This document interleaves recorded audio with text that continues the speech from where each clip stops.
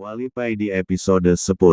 Sehabis dari acara peresmian toko Mas Kiai Mursyid, Wali Paidi pamit pulang. Sebenarnya uang Wali Paidi ini sudah habis sama sekali dikasihkan kepada tamu-tamu Mas Kiai Mursyid yang bersarung dan berpeci itu.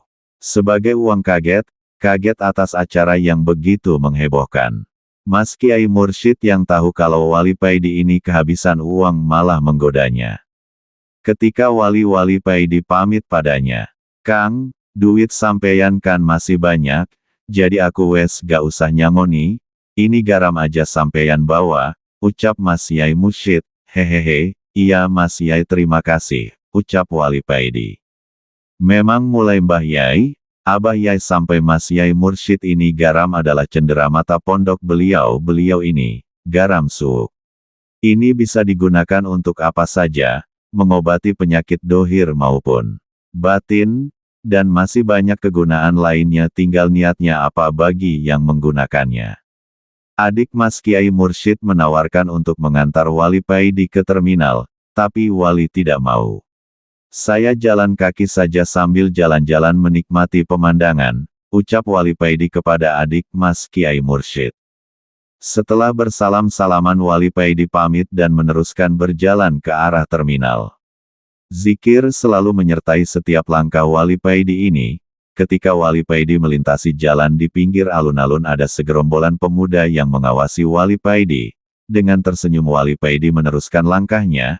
Wali Paidi sebenarnya sudah tahu kalau sebentar lagi dia akan dicegat dan dipala dimintai duit oleh mereka. Ini yang jadi ganjalan hati Wali Paidi. Karena dia sudah gak punya uang sama sekali, dia akan malu sekali karena tidak bisa memberi kepada orang yang meminta.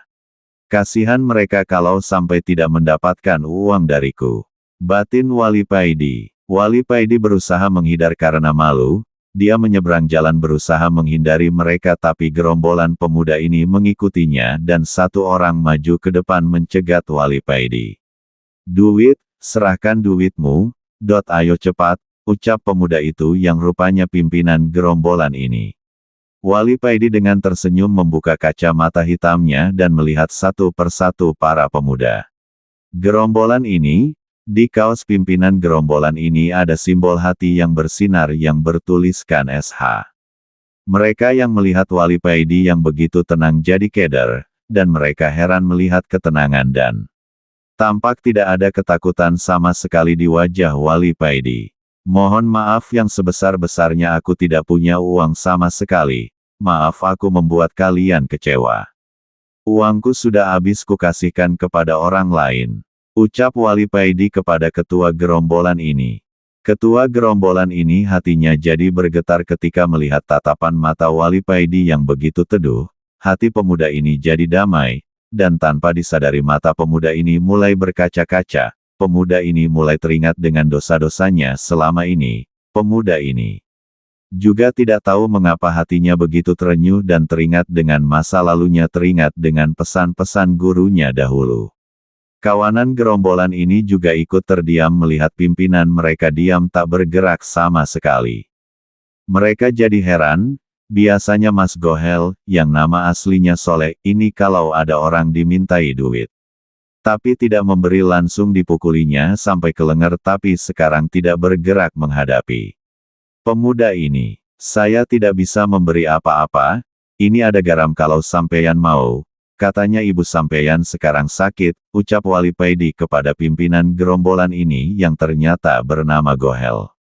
Pemuda yang bernama Gohel ini jadi heran setengah mati. Pemuda distro ini, Wali Paidi kok bisa tahu kalau sekarang ibunya lagi sakit dan sudah berhari-hari ini hatinya galau memikirkan penyakit ibunya yang gak sembuh-sembuh. Hatinya begitu terenyuh dengan perhatian Wali Paidi terhadap ibunya, karena selama ini semua orang di kampungnya tidak ada yang peduli dengan keluarganya.